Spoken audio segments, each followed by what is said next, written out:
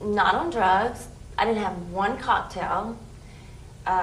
I was up all night puking. Before Anna Nicole Smith would fuel 2 decades of tabloid covers and gossip columns. It's another Anna Nicole exclusive. Before she modeled for Playboy, got a golden raspberry for her role in Naked Gun, and then had her own reality TV show made in her name. They think I'm rich. I'm not rich. I'm gonna be rich. They think I'm a gold digger, and they think that I'm fat. Before she married an aging oil tycoon and gave birth to her daughter, Danielle Lynn, prompting 2 court cases that raged on long after her death on February 8, 2007. My husband got sick. I got trapped.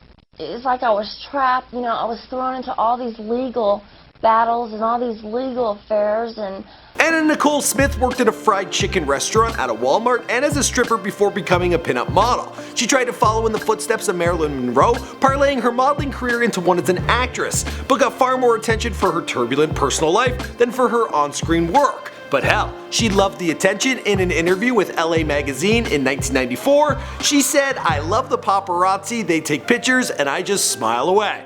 I've always liked the attention, I didn't get very much of it growing up. And I've always wanted to be, you know, noticed."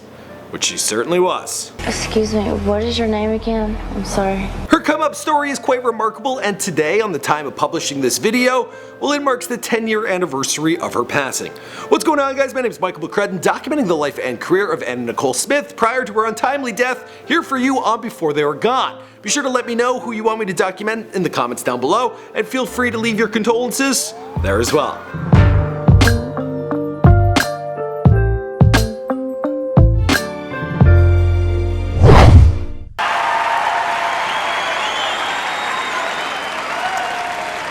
Like my body?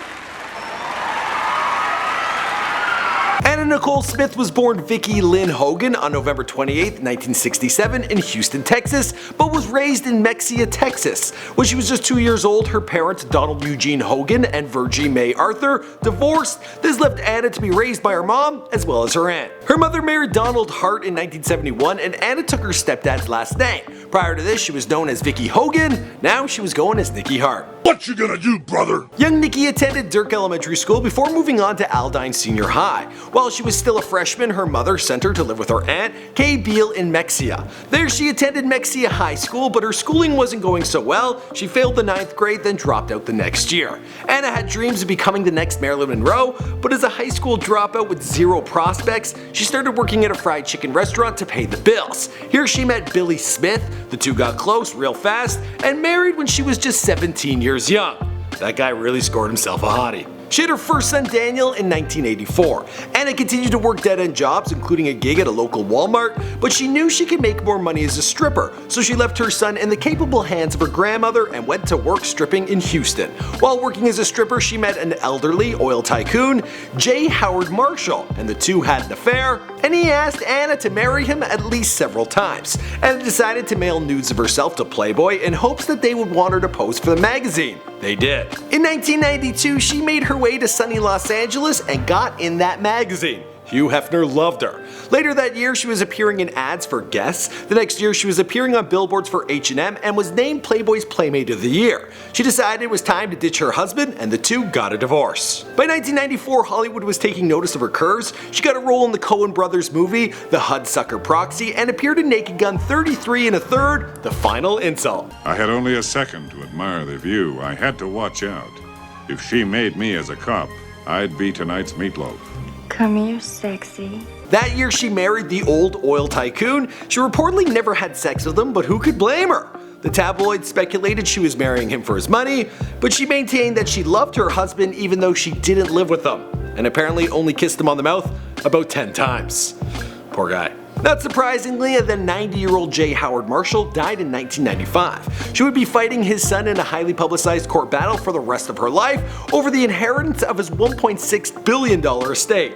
He ordered for him not to be suctioned. That is the same thing as ordering him to choke to death on his own vial. Judgments would go back and forth in various courts, and by the end of the case, it was the estate of J. Howard Marshall's son versus the estate of Anna Nicole Smith, as both had died before a final judgment had been rendered. In 1999, Anna broke into television with guest appearances on Veronica's Closet and Ally McBeal, but few acting roles would follow. She would not appear in a movie again until a cameo in 2005's Be Cool, the terrible sequel to Get Shorty, but she was a fixture of gossip columns and tabloids, and in 2002 she got her own reality show, The Anna Nicole Show.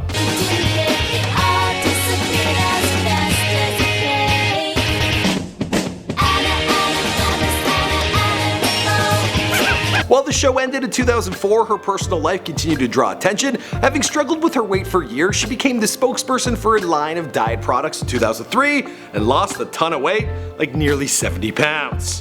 She looked good. She acted a little weird. How about that? In 2006, she worked with her son Daniel in the science fiction comedy Illegal Aliens. Hello, girls. Hi, Daddy. Syntax. The same year she gave birth to her daughter Danielle Lynn. 3 days later, her son Daniel tragically passed away from taking a lethal combination of drugs. Before she had a chance to grieve for the loss of her son, she was already getting embroiled in another legal battle. One of her ex-boyfriends, Larry Burkhead, claimed to be the father of her daughter, but she believed it was her attorney, Howard K. Stern. She and Howard never married, but they had a small commitment ceremony in 2006 where they exchanged vows and rings. On February 8, 2007, she was found dead in her hotel room in Seminole Hard Rock Hotel and Casino in Hollywood, Florida. Well, there's breaking news now on Fox News Channel. Fox News has just confirmed that Anna Nicole Smith has died. The cause of her death was an accidental overdose. She'd been taking 9 different kinds of medication at the time of her death. This would eventually lead to a misdemeanor charge against her psychiatrist in 2011 and other legal consequences for her hubby, Howard, the following year. Even after her death, both her pending legal cases continue to be disputed in court. Several people claim to be the father of her daughter, including Prince Frederick von Anhalt, Ziza Gaber's husband. This was all settled with a DNA test in 2007, which determined that her ex-boyfriend Larry Burkhead was in fact the father to Danielle Lynn. Her life inspired an opera called Anna Nicole, which opened in London in 2011. In 2012, Addicted to Fame was released. This was a comedic documentary about the making of her final film. The Lifetime docudrama about her life followed in 2013, starring Agnes Bruckner. And the rest of the story? Well, you know the story because this is Before They Were Gone. You know, the show has been kind of boring. I've been watching it on TV. My name is Michael McCrudden and thanks for watching this video. I've documented other models and reality TV stars in the past. We've done pretty much every Kardashian, but who's next? Be sure to let me know in the comments down below. Hit that subscribe button. I'll see you guys in another video.